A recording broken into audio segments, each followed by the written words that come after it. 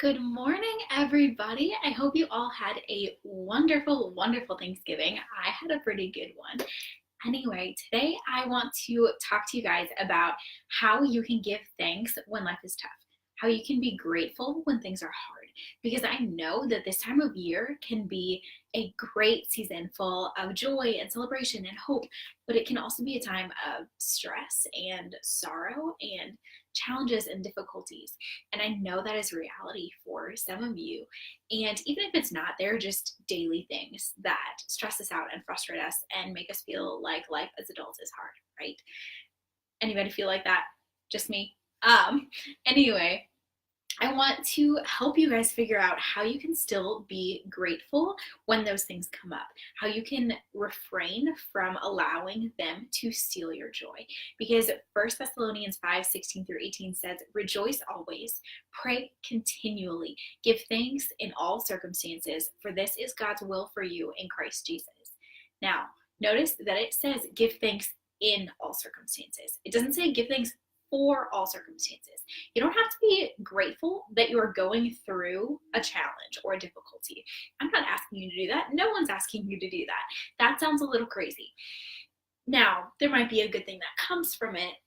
You might learn from a difficult experience, but the main thing here is to be grateful in those circumstances, to find something to be thankful for. And so that's what I want to talk to you about today, how you can be grateful in those tough times. You can find little daily graces to be thankful for, like the sunshine or warmer weather or cozy slippers or a text message from a friend.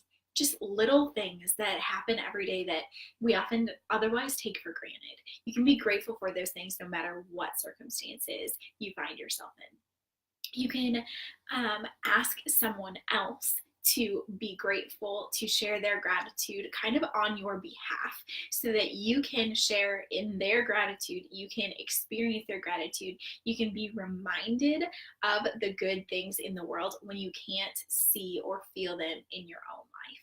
So if you're having a hard time coming up with things that you personally can be grateful for, ask a friend what they're grateful for and be reminded that there are good things in the world so that you can believe those things for yourself. And remember what you've been grateful for in the past. This one's actually a lot of fun if you go back and think about things that you can be grateful for from your childhood or from a year ago, just to remind yourself of the abundance of blessings that have been present in your life. It can also help you then see the things that are still present in your life. And then commit to a regular gratitude practice, trusting that as you follow it, you will experience more joy in the process. Sometimes we have to take the steps in faith and just know that the outcome will come on its own, that we can't control the outcome, but we can be faithful to walk in obedience. And we can pray for a shift in our perspectives as we do that.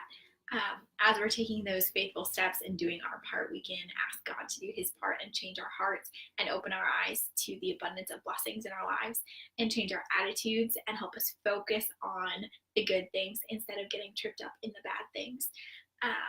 So yeah, that's what I have for you guys today. When we start focusing on the good things, when we start paying attention to them and noticing them and talking about them, then they become more real. They become a bigger part of our lives. It affects our attitude. It affects the way that we interact with other people. It affects the way we show up in our lives, and it can really transform your day and your life. And I want that for you all the time, but I want that for you most especially in this season of holiday celebration and time with your friends and your family, because I want you to cherish and savor this season. I don't want you to stress about it, and I don't want you to feel like you're missing out just because of some challenging circumstances. So if you want more about how you can savor this season instead of stressing about it, I have a Cheerful Cherish Christmas Challenge that starts next Monday, December 3rd. It's a 4-week series that will help you discover how you can savor this season instead of stressing about it. We're going to be talking about the biggest aspects of the holiday season that can cause stress and how we can simplify our approaches to them so that we can focus on keeping the main thing, time with our people and celebrating the heart of the holidays. So I would love for you to join me. I will put the link for that in the description, so make sure that you don't miss it. It's going to be so much fun, and I will see you all there. Okay, guys, have a wonderful rest of your day, and I will talk to you again soon. Bye.